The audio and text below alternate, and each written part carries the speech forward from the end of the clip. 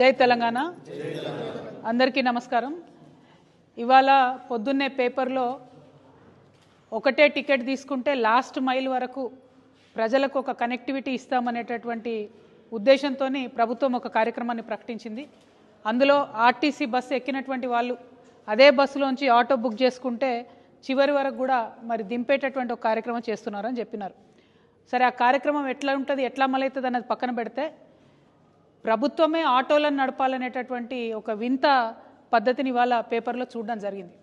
ఎందుకు వింత పద్ధతి అంటున్నామంటే, ఆల్రెడీ ఆర్టీసీ బస్సులో ఫ్రీ అని చెప్పి పెడితే లక్షలాది మంది వేలాది మంది ఆటో కార్మికుల పొట్టను కొట్టినటువంటి పరిస్థితి అలా ఉన్నది. గిరాకీ లేనటువంటి పరిస్థితి ఉన్నది. ఏమాత్రం కూడా నెల నెల ఆటో డ్రైవర్లు ఈఎంఐలు కట్టుకోలేని పరిస్థితి ఉన్నది. ఆల్రెడీ వాళ్ళు ఇబ్బంది పడుతూ ఉన్నారు. మీదికెళ్ళి ఎలక్ట్రికల్ ఆటోలు అని చెప్పి ఇంకో కొత్త పరిశ్రమ తీసుకొచ్చిండ్రు. ఆ తర్వాత 1 స్టేట్ 1 పర్మిట్ అని చెప్పి ఇంతవరకు దాని గురించి మాట్లాడలేదు.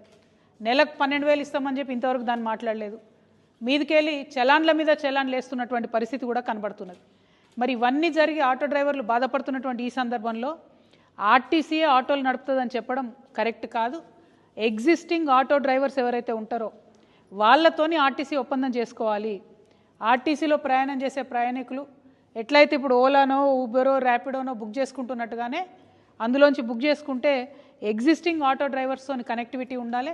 వాళ్ళు ఎక్కడంటే అక్కడ దిగబెడతారు. వాళ్ళు ఆల్రెడీ చేస్తున్న పనే, వాళ్ళు చేసే పనిని మళ్ళీ కొత్తగా ఇంకొకరికి ఇచ్చి మళ్ళీ ఎలక్ట్రిక్ ఆటోలు మేము పెడుతున్నాం ప్రభుత్వం నుంచి అని చెప్పి ఆ 3 రంగులేసి ఒక విచిత్రమైనటువంటి ప్రయత్నం చేస్తున్నారు. ఇది కరెక్ట్ కాదు.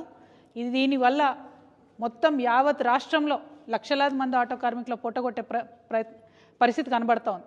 ముఖ్యంగా వరంగల్, కరీంనగర్ నుంచి మొదలు పెడతామని చెప్తున్నారు. డిపోలలో ఆటోలు ఉన్నాయని చెప్తున్నారు. వాటిని మాత్రం ఎట్టి పరిస్థితుల్లో డిపో బయటికి కూడా రానివ్వమని మేము ప్రభుత్వాన్ని హెచ్చరిక చేస్తూ ఉన్నాం. ఎందుకంటే దీనివల్ల డైరెక్ట్గా ఆటో డ్రైవర్లకి నష్టం జరుగుతుంది.